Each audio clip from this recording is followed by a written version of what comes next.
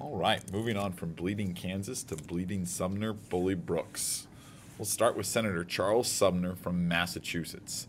Sumner, after the incidents of Bleeding Kansas, gives a 2-day-long speech entitled The Crime Against Kansas, in which he compares what pro-slavery advocates had done to rape. He accuses slave states of trying to create a new slave state, and he even singles out elderly Senator Andrew Butler from South Carolina. Butler's relative, Representative Preston Brooks, also from South Carolina, also in Congress, is enraged. And he knows Sumner will not accept the challenge of a duel, and so he confronts Sumner at his Senate room desk. He accuses him of slander against his relative. He accuses him of slander against the great state of South Carolina, and he beats him with a cane until he is unconscious. And then he keeps beating him until his cane is broken. Now, Brooks beat up Sumner, but Sumner is probably the big winner because Sumner becomes a martyr for the anti-slavery cause. His seat remains empty in the Senate. Republicans choose not to fill it. Instead, it serves as a symbolic reminder of the violence that they associate with slavery. Brooks is formally censured by the House of Representatives. In other words, that's the Congress officially telling him that they do not agree with what he did and what he did was really, really wrong. As a result of that censure, he resigns, but he is reelected. Remember, South Carolina is crazy, and he is sent new canes by some of the people who elected him. Bleeding Sumner and Bully Brooks, we talk about it in history class because it really demonstrates the divide in the nation. The fact that our legislatures in Washington, D.C. came to physical blows over this issue shows how divisive slavery was. And that division would be seen in the election of 1856. Now, the Know Nothing Party has adopted the moniker the American Party for the election of 1856. But they're really split on the issue of slavery. And their primary issue, immigration, is no longer as important. Ever since the Kansas and Nebraska Act, really everyone's first, second, and third focus is the issue of slavery and the spreading of slavery. The new Republican Party, they have stances on many of the issues of the day. They're opposed to polygamy because concern over the Mormon settlement in Utah is growing.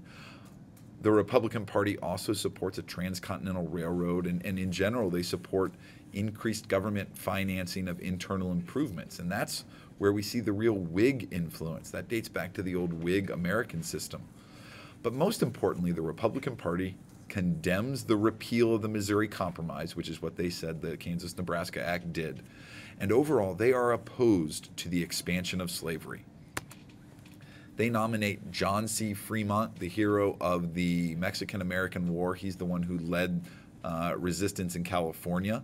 And their slogan, free speech, free soil, Fremont, or sometimes they included free press, his slogan, the Republican slogan of 1856, demonstrates how the Republican Party is the first major party to really take a stance on slavery. On the other side, the Democrats, they're going to come out against nativism, and they support religious freedom, and that's a real effort to try to gain support of Irish voters and German voters, recent immigrants to the United States. The Democrats are going to endorse or throw their support behind the Kansas-Nebraska Act and say they agree with it. They're going to support enforcing the fugitive slave law, and they're going to come out and say that Congress should not interfere with slavery in the states or in the territories. We really see the influence of Southern Democrats over their whole party in the election of 1856. By 1856, Franklin Pierce is probably the most unpopular person in the country. Support of the Kansas-Nebraska Act, support in removing fugitive slaves from Boston, support of the Ostend Manifesto have made him unelectable in 1856. Pierce is denied the Democrats' nomination.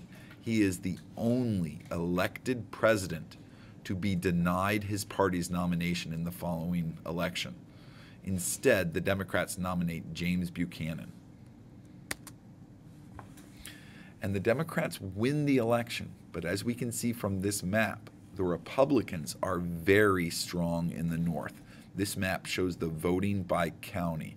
Democrats in blue, Republicans in red, and the American Party in yellow.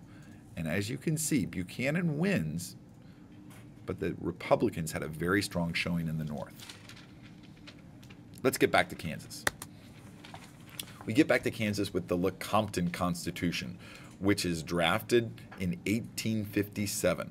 The pro-slavery government calls a state constitutional convention at which they draft and create a constitution. But shortly after creating that pro-slavery constitution, many of them are elected out of office. We have a new free state legislature in charge of the state of Kansas. Now, there are multiple votes on the Constitution, and both sides boycott the votes at one time or another. So there's a lot of confusion over who supports this Constitution. Is it the will of the people of Kansas? It's been approved and it's been rejected once each as a result of those boycotts. Nonetheless, the Constitution, because it was approved that first time, goes on to Congress. And Congress needs to approve it for Kansas to become a state. President Buchanan, who needs the support of the Democrats in the South because he himself is a Democrat, supports the LeCompton Constitution. His support really divides the Democrats. He loses the support of people like Stephen Douglas. And the Constitution passes the Senate, but in the House, where Republicans and Northerners especially have a little bit more influence, the House adds an amendment to the Constitution and sends it back to Kansas for another vote. A lot of people thought it would pass because it was, if not, the people of Kansas would have to wait to become a state. Nonetheless, the people of Kansas, who for the most part oppose slavery, if we just look at numbers, the people of Kansas reject the LeCompton Constitution.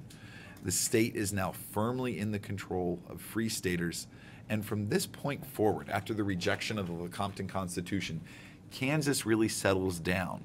At the same time, the rest of the country is heating up and getting closer and closer to civil war.